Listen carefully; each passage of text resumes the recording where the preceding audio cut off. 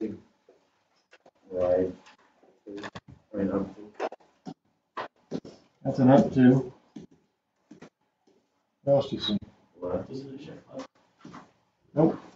Right. Down. Right what? 5. 5. You're never ever trusting them with X. It's left and right because with X, and X runs left to right. Now, when you start doing your freehand graph, you should be showing these. For one, that shift up or down is your horizontal asymptote. That y equals 2. It's not 2. You write 2 on a test, it's wrong. You got to say y equals because it's a horizontal line.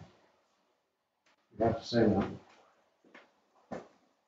Right 5 isn't really anything but a centering.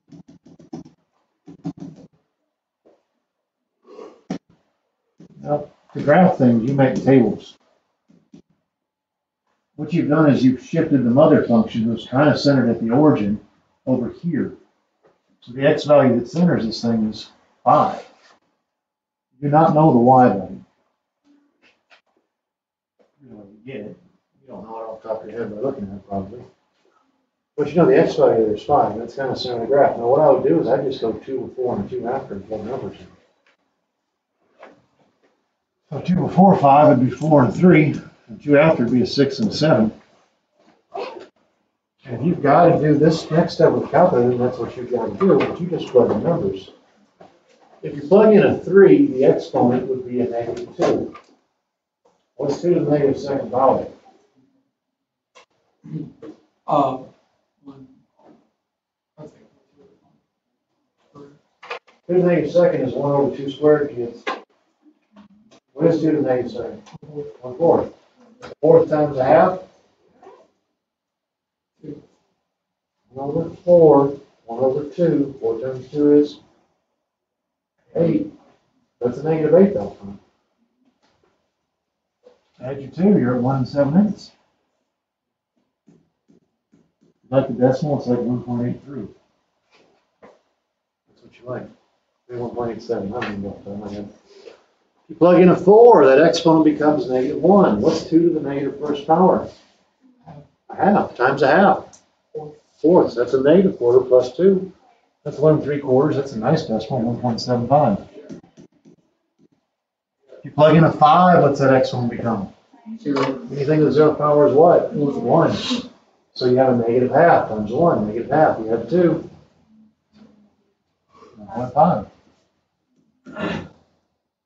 Trying to get you guys to work with your exponents here a little bit, do a little bit of this math in your head. That's the only way I understand it.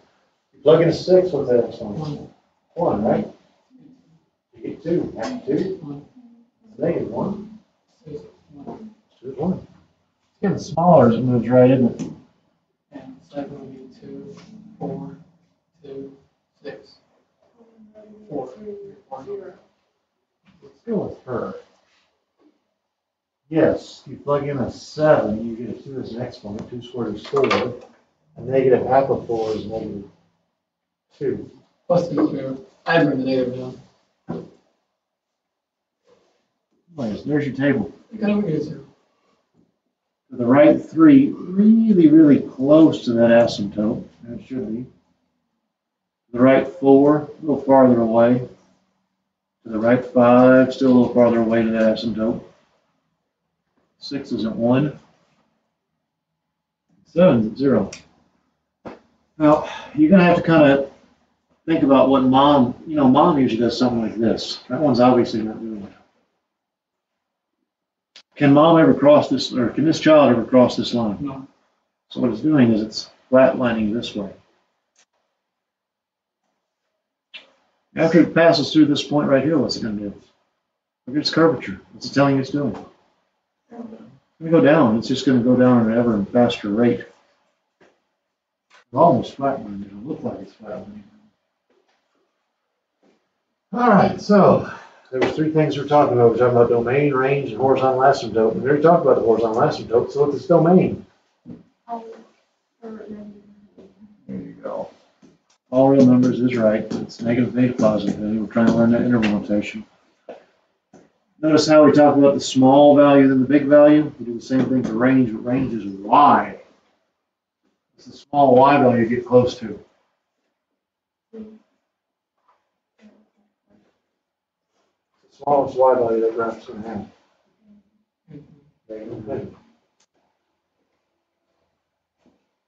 Small is down on the graph. What's the highest y value it gets really close to? 2. Does it ever get to be 2? You better use parentheses. It gets close to it. It essentially is, but it's not. And that was a recap of graphing. It's not hard. You make a table. You find your centering on your x value, you go a little above, a little below, and you think about what the moms look like. And you say off your watches.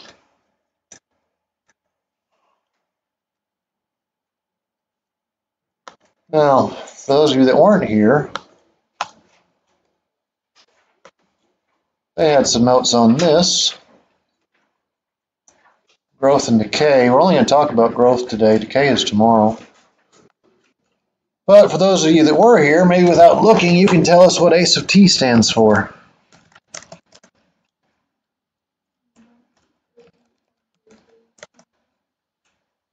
Not present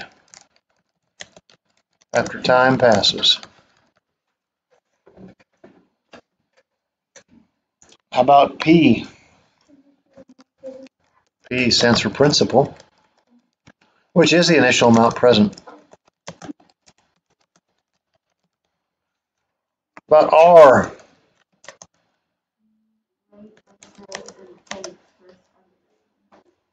Growth or decay, expressed as a decimal, which is pretty important. And T. T stands for time.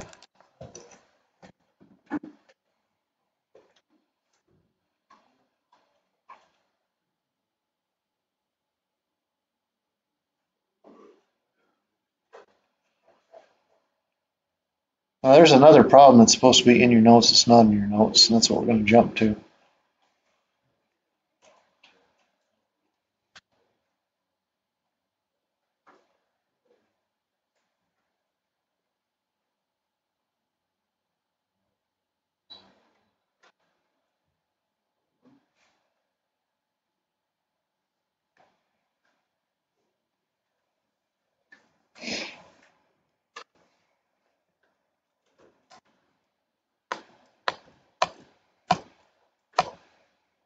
I don't think that's in your notes.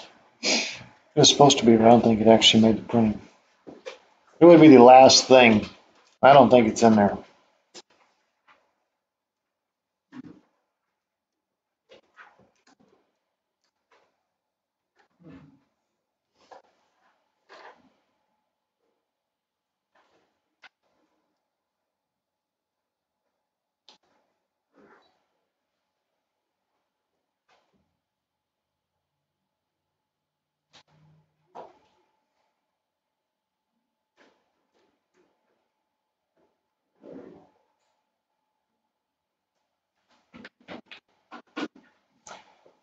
We're going to figure out how much harder Algebra 2 is by the time you take your EOC than when you first started.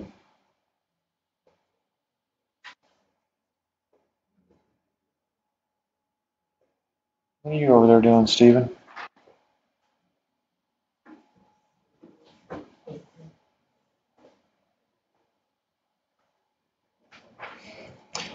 Now, it talks about the daily rate increasing at 1.3%. That's exponential growth. We are going to be using that formula we just wrote down. ACE of T is the principal amount, or the initial amount, times 1 plus R raised to some time period.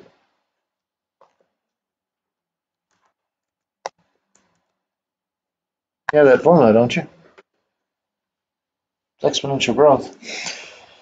Principal on this one's kind of funny. Like, you're going to have to make up a number. It's not really given. Like, you're talking about difficulty. Well, you just kind of say, well, when it was nice and easy, the initial amount of effort or difficulty was just 1. So let the principal be 1. It's not given. What's R?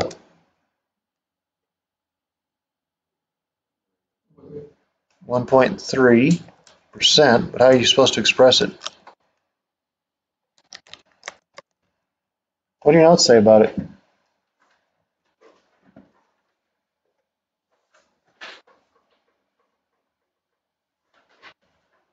I typed it twice now. Expressed as a decimal. What is that as a decimal? 0.13. 0.13. That's what we got to use. 0.013. Move it twice. 0.013. What's T? 160 days. Units don't really matter with 160 days. Then we just kind of plug things in. So the amount after 160 days has passed is that initial difficulty of 1 times 1 plus 0.013, and that is all raised to what power? 160th. If you don't know what 1 plus 0.013 is, a big deal. You just type that whole thing in your calculator. So do that. See if you get the same thing everybody else does. You know, a lot of kids say, "Oh, I can do this." I don't need it. You should, but a lot of kids don't do anything on the calculator. They do their homework and nothing matches because they don't ever learn how to use the calculator. Ever. Sooner or later, somebody's going to ask me where the X button is. It's been halfway through the school year, but there's still a kid in my house that does not know where the X button is. Guaranteed.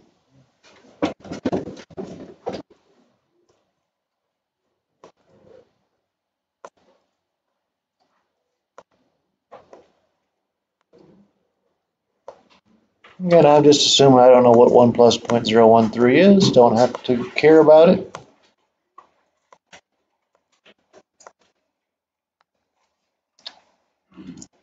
So by the time you're done, how many times harder is Algebra 2 than it was the first day? 7.9. About 7.9 times as hard. Seems reasonable.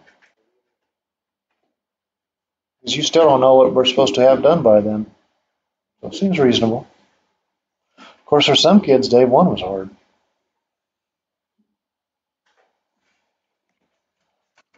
All right, so let's do something else then. Growth of a bacteria colony. Modeled by the function, I don't know why there's an X in it. It should say population as a function of T, not X. Is 3 times 1.34 raised to the T over 5, where T is in periods of 5 minutes. Kind of pay close attention on that as to how that was written. T is periods of 5 minutes. You know, normally up top we just have a T. What do we have here? T over what? 5. Because that means that 10 minutes passes, this event happens how many times? Twice, right? One of the things that we do quite often is to make the problem a little easier as far as interpretation is, and you'll see this all over your EOC, rewrite it so it's expressed in minutes, not periods of 5 minutes. That's what this is saying. Rewrite it as a single power of T. 350? No. T over 5 is T times what? T times a fifth. That's the first thing you're going to do. T over 5 is T times a fifth. So what I would do is I would view this function like this.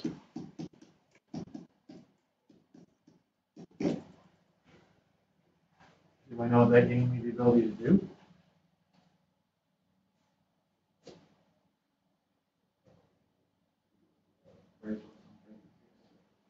Where's what's in parentheses, so what's the count? Exactly what it is. Now you've got this rule.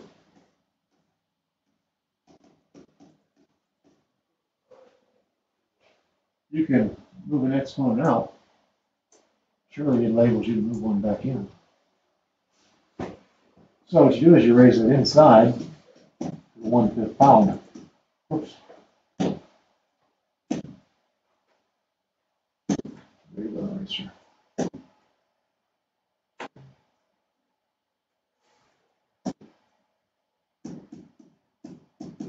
I go to your calculator and type in 1.34 to the 1/5 power.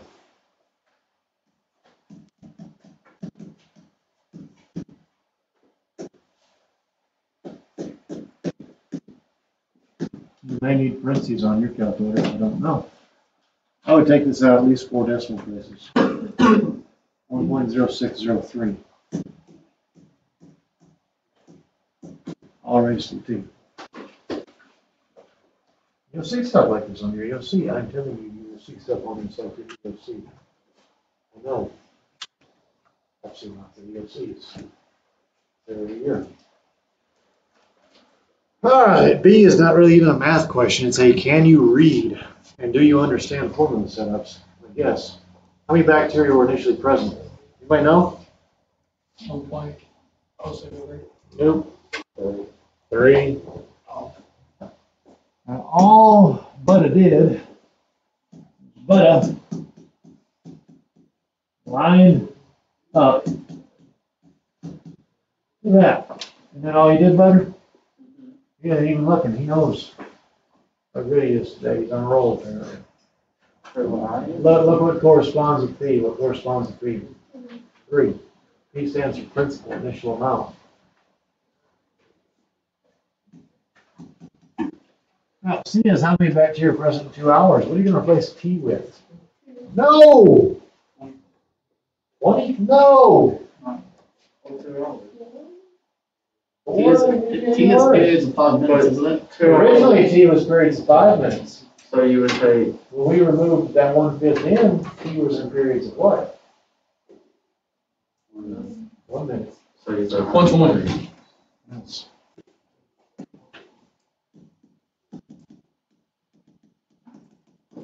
It was per 5. Here it's per minute. 2 hours, 120 minutes. Population after 120 minutes. Is that 3 times 1.0603 to the 120th power?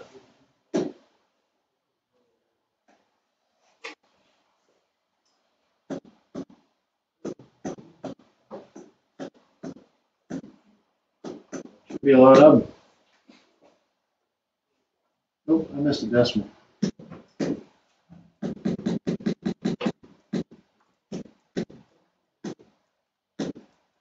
That looks better. You all getting about the same thing? Those are my calculator. As long as you got the- I thought the exact same thing, and I got 9.6760. And you did not type the exact same thing. Something's wrong with the user. I think that works. Alright, I'll tell you what we call these. We call these ID10T errors. Because it's not from 20. We call those ID10T errors. I think which one. Hold on, Stephen. You know what ID10T stands for? I wasn't talking to you, I'm like, you know. IDT. ID10T. What's it stand for? I don't.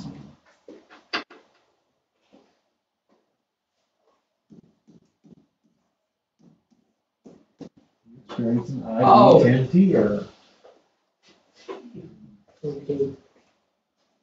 Aaron, you've evidently heard that one. I told you, Aaron. No, you've heard that one before, haven't you? Yes, you really? There's one page in it. I called Coach Rang that. Coach Rang asked for my help one day in the middle of class. I just went over, I was like, you got an ID10T error. He couldn't hear anything. He just smiled and nodded. Let's see, that was a life form, wasn't it? We're talking about bacteria, right? Life forms get rounded up. The answer is not 3377. It's 3378. Oh. Huh? Round up life forms. There's no 3/5 compromise when it comes to bacteria. Round up life forms. Yeah, potato. Hmm? Yeah, potato. You want to round up a potato? It's a life form, you round it up. Hey, you can get a point for. Is that a potato? Actually, that potato can be cut into little bitty slices, and everywhere you see a little bud, there's a brand new potato plant coming up. For pickle plant? That's how it works. Is it pickle plant? Potato plant.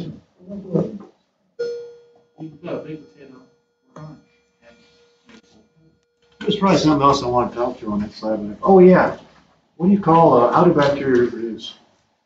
How do bacteria reproduce? What's that? Mitosis. Yeah, good. I had a second period that the other day. Nobody knew. It's called mitosis, yeah. Let's see if we can get started on this one. Let's go to lunch. Yeah. It doesn't matter if you agree or not, brother. Yeah, but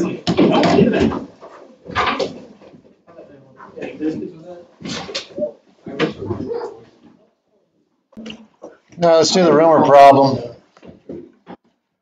Certain rumor spread around school grows exponentially at a rate of 150% every 2 hours. Assuming that 4 people start the rumor, how many people know what you did in 9 hours? I've got these in your notes for simple reasons. First off, you need to express 150% as a decimal. That's one of the things that always gets kids on these. They don't want to move the percentages to decimals. So what's 150% as a decimal? Let's go with 1.5. And we're going to write out our formula for growth. It talks about plugging into the formula for growth, and a lot of kids like to just plug numbers straight in. I don't know why kids do that. They just want to plug everything they can in immediately before they write anything down. That's frozen in it. Now, the kids who tend to make your lower grades, they start off by just trying to plug everything they can in. That's honest truth. I've done this for a long time. I would write what I know first, and then I'd worry about plugging in. That's what I always show you. So the amount after time passes is that principle, which I guess we need to identify. What is the principle? The initial amount present. 4. 4 people know that rumor. Times 1 plus that rate of growth, 1.5. And that's raised to some power of t, but you gotta be careful here. You can't just say t. Not just t. We just did an example of some funny looking exponent with time. That per 5 minutes, wasn't it t over 5? Yeah, it was, wasn't it? Yes. So what's this one? T over 2. That's right, every 2 hours. For this thing to even happen once, for the exponent to become a 1, how many hours have to pass? 2. For the exponent to happen one time, become 1, 2 hours have to pass. Let's say t over 2. And now is a good time to plug in the formula now that you've got it written down. All right, so we want to know the amount after 9 hours. We're not going to convert this into a single 2. Just go with it. 1 plus 1.5 is 2.5. That becomes a 9.5. Right?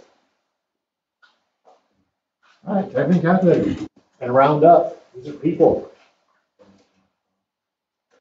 You can say 4.5 if you want, I don't care.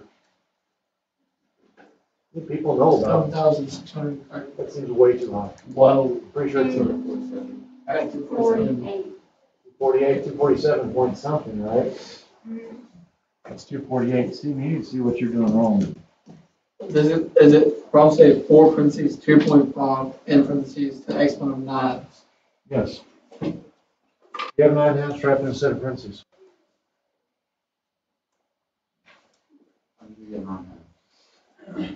Oh, 9 passed. 2. okay, all right. Your calculator, or is it? Your calculator raise the exponent of 5. So it raises it from 9. Oh, you have to raise it. There's some calculators. There's some calculators when I click this off. Because I have something called math. What your calculator is doing, what I was trying to tell you, is it raises it from 9 to 1.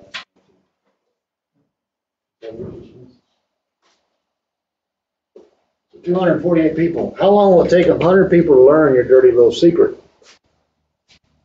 I guess you could just randomly plug in times until you got close to what? You didn't have an right to do it that way. 100 was what variable? Is the amount after time passes or the time? Because those are the only 2 variables your equation has, isn't it?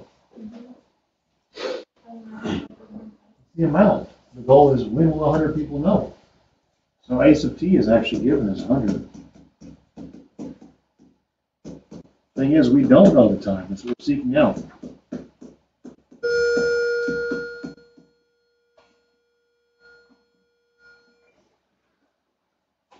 All right, y'all tell me how to solve this thing.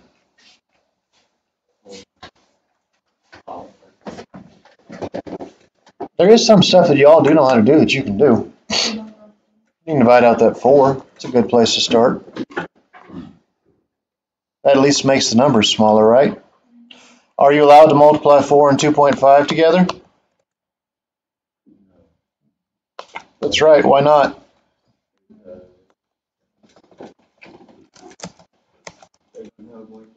They don't have like exponents. Anything else y'all can figure out you could do? Not multiply by 2. Or raise. Raise. You could actually do that. That's a legit move.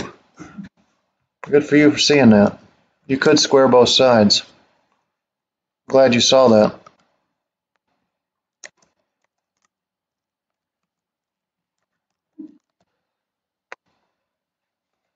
I guess that was amusing.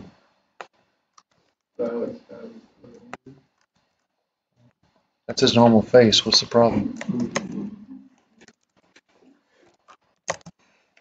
So what this gained you was 25 squared 625 equals 2.5 to what power now? To the t. What could you do next? Like, what is the opposite of the teeth power? The teeth root. I mean, I'll write that on the board. But can you do anything with that? No. I mean, the correct procedure from here would be to take the teeth root of both sides. The teeth root of 625 is 2.5. Well, it doesn't do you any good. It's the teeth root, 2.5. It doesn't even make any sense. Nonsense.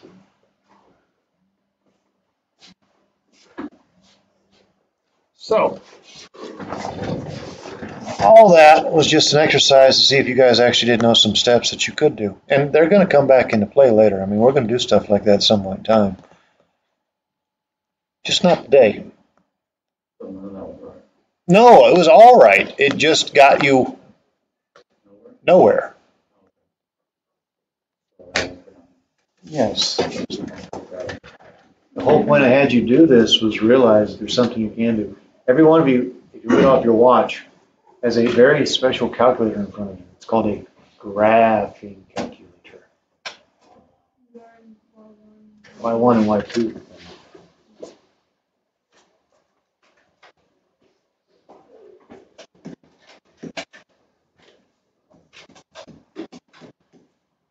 Y1 and Y2. No, your work was good. I especially like seeing the fact that you realize you could counteract that half power with a square.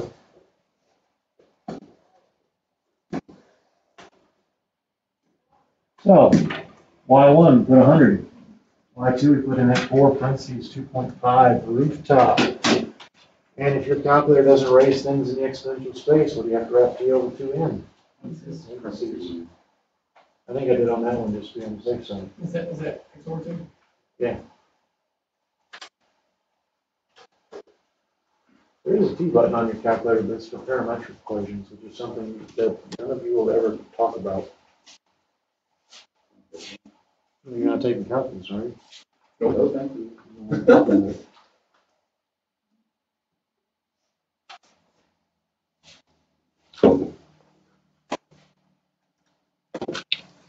All right, how are you supposed to zoom after you get it all typed in there?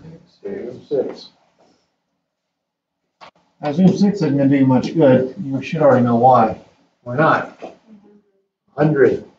There's a y value of 100, which means you need to look up at least what? 150 is good. That's what I did. Like, Above 100. 110 would work. 101 would work. 150 definitely going to work. Solutions happen when your graphs do what? Intersect. What did you type all that in? So second trace. 5. And all you gotta do is get close. And if you're close, every time you press enter. 7.2. 7.03. Hours, minutes, days? Hours.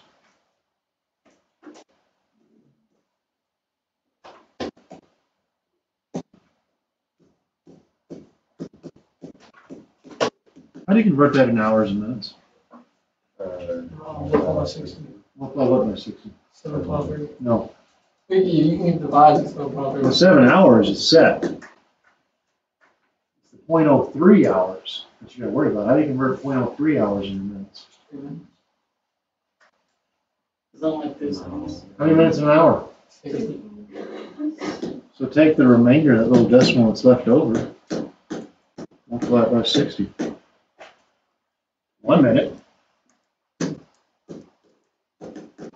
8 seconds. No, not 8 seconds. That represents 8/10 of a minute. 8. Oh, You can say 8 seconds. That's like saying 5 foot 6 inches is 5.6 feet. Happens to not do that. 13.8 seconds. Hey, you take 0.8 and you multiply it by 60. 48 seconds. I've never done that before. Honestly, no. Disappointing. Like, I was looking at, so I thought to myself there's a remainder of 0.8, so multiply that. The remainder has to represent the seconds. That's right. Just like that 0.03 had to represent the minutes. Because your answer was in hours, so you had to convert to minutes, seconds. All right, here's the compound interest formula. Kids always complain like we don't teach certain things. They don't realize that a lot of stuff is actually taught in a math class. That little formula will rule your life. You get a car loan, that's the formula they use to figure out your car payments. You get a mortgage for a house, that's the formula they use to determine how much money you owe them. You get a credit card, it's on there, that's how they determine how much your bill is each month.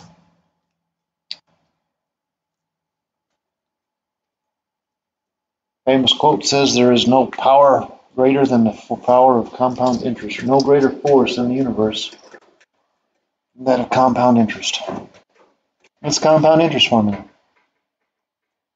I suggest you write it down if you haven't done so already.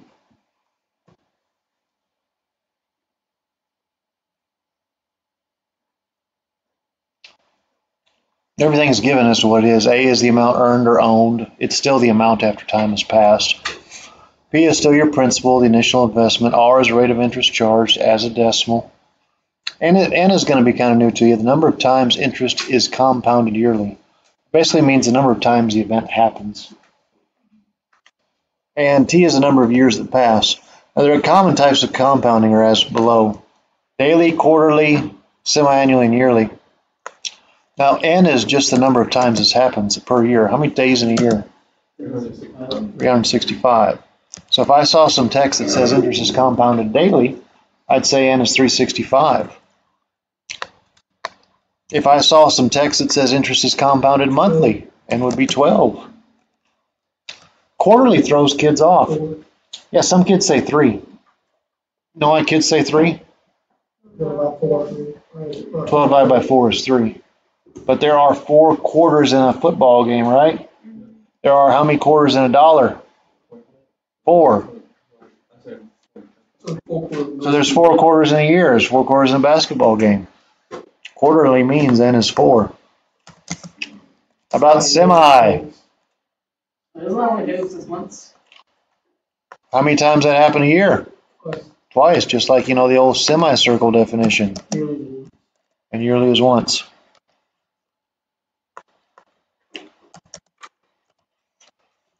Now, the question that's up there is kind of boring, so we're not going to use it. Who cares about investment, right?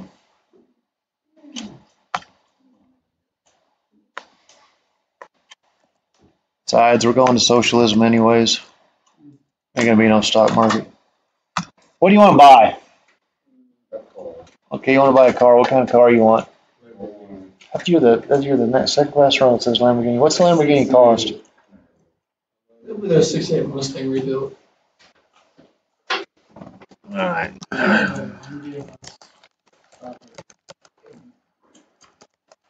That's what I'm driving from. Let's go with the Butters, a 68 Camaro.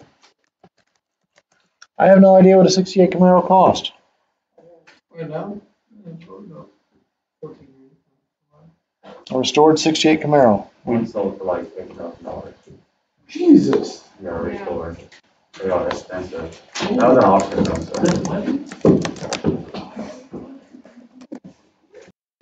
so. I was just thinking about $2,000 cars for now. There is a 68 Camaro for 68. That's a 69. There's a 69. There's a 68 for 37,995.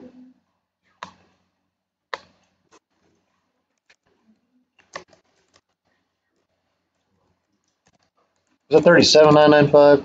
36,995. All right, so you're broke.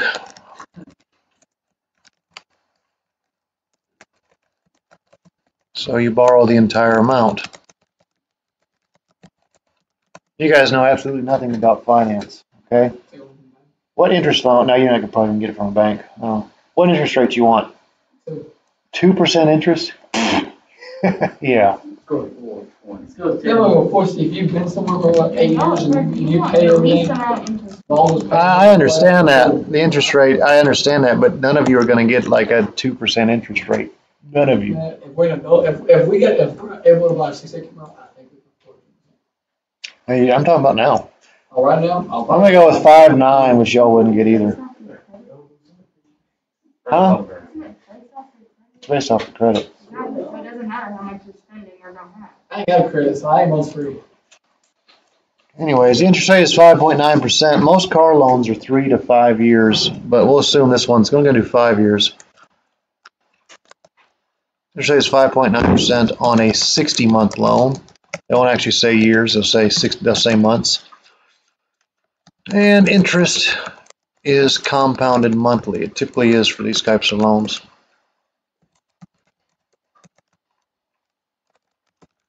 What will your monthly payment be? 5.9% interest, which is a pretty reasonable rate. All depends if you got stuff to back it up. Like if you're willing to put stuff on the line, you'll get a lower interest rate. You have to have really good credit to borrow $37,000 without putting up collateral. Does you do your parents own a house? They probably put that up. It's probably on the loan. To get an unsecured loan for $37,000, you probably have to have a credit score. Oh, my dad said we'll like $48,000 and he's got a 2%. And again, he's probably put something up against it. Hey, why don't you go to the line, trying to. Anyways, kids. How are you gonna figure out your monthly payment?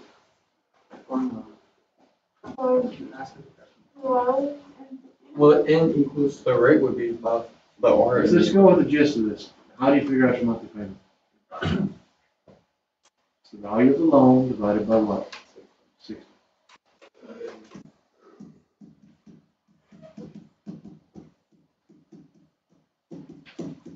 Which is 616.5. The value of the loan is not $36,000. You gotta figure out what the loan is worth. You gotta figure out the amount in 60 months over 6 years. You know, we talk about T there in that formula. T is time in years, right? Guess we need to label our variables here. We don't know A sub T yet. Principal is what you borrow is $36,995. What's your rate? 616. What's your rate? As a decimal. 0.059. What's N?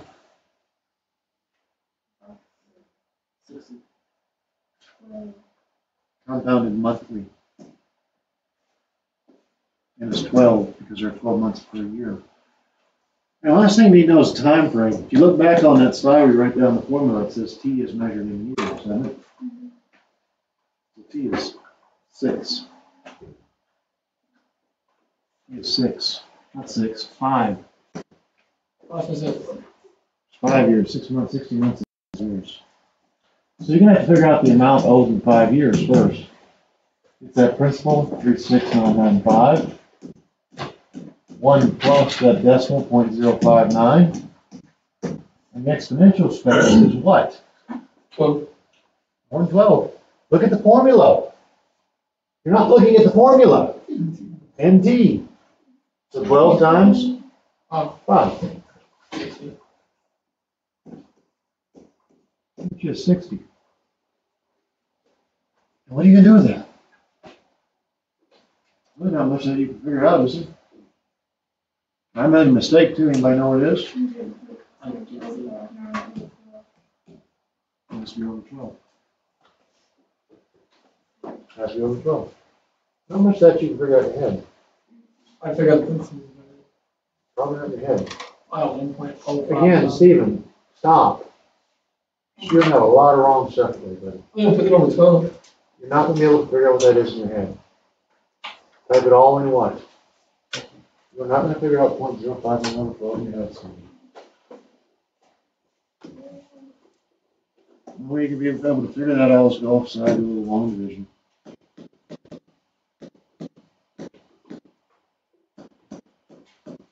Notice I'm not really trying to figure out anything separately. Not. If you don't know what 12 times 5 is, that's okay. Use a set of parentheses and put 12 times 5 in there. Calculator of it. See, this is what you actually owe, and this is how they figure out payments. All the interest is charged up front. That's how it works. So after 5 years, you owe 49. After 5 years, the actual loan is worth $49,650.53.06. Rounding is kind of important on this one. The reason I rounded to the 100th is because 100 represents the penny, right? So 49653.06.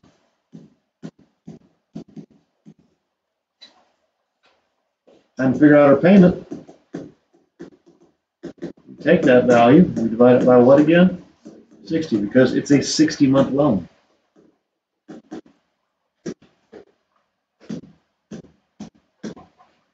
$827.55.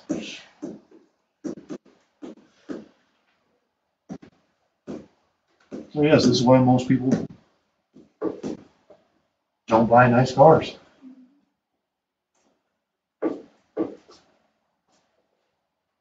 You're really not supposed to buy more than what you can afford on your bank. Because how much interest was accumulated? 13,000? Yeah. That's money you don't have. It's money you'll never have. Borrowed money costs money. When you borrow money, you're literally borrowing from your future. You really are. You need to understand that. Because you have to pay that back and then some. That's why I'm just looking at little $3,000 cars. So They won't buy you too much in a year or two. I think that's it, isn't it? It is. Good. Do your homework tonight, please. And again, I'm telling y'all, you need to be prepared to be turning a lot of stuff to me in by Wednesday.